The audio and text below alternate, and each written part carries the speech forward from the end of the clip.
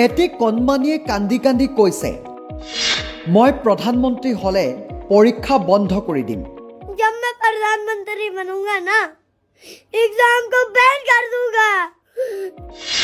আমাকো জীয়াই থাকিব দিয়ক। हमें भी तो जिंदगी जीनी है ना।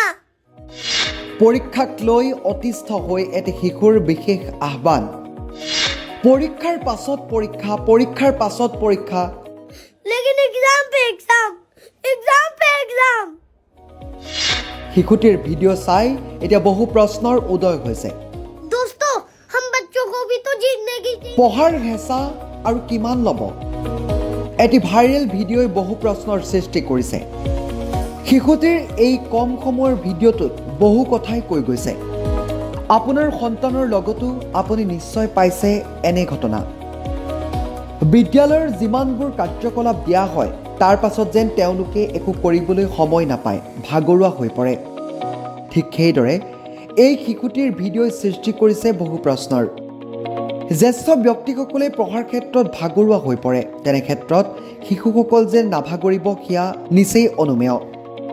শিশুটিয়ে কৈছে আমি জীয়াই থাকিব নালাগে নেকি? মই প্ৰধানমন্ত্ৰী হ'লে পৰীক্ষা বন্ধ কৰি দিম।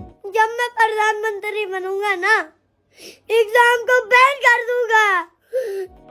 পৰীক্ষাৰ পাছত পৰীক্ষা, পৰীক্ষাৰ পাছত পৰীক্ষা আৰু কিমান দিন?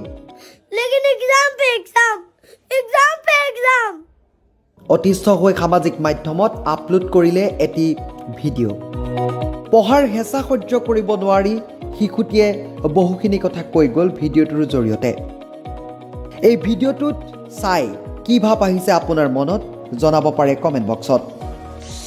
दोस्तों हम बच्चों को भी तो जीतने की जीनी है ना। हमें भी तो जिंदगी जीनी है ना।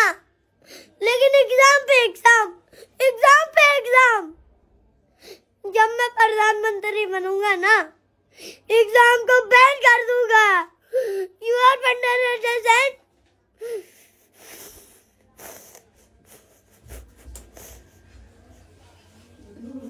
क्या हो रहा है भाई?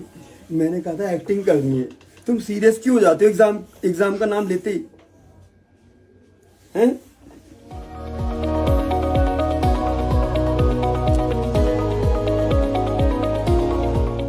নিউজ ডেস্ক ৰিপৰ্ট, সাম্প্ৰতিক বাৰ্তা।